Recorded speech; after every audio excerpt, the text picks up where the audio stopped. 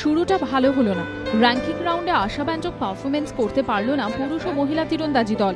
রাহুল বন্দ্যোপাধ্যায়, জয়ন্ত তালুকদার এবং তরুণদীপ রায়কে নিয়ে গঠিত পুরুষ তীরন্দাজি দল র্যাঙ্কিং রাউন্ডে সবার শেষে রইল, যদিও কোনো রকমে এলিমিনেশন রাউন্ডে পৌঁছতে তারা সক্ষম হয়েছে।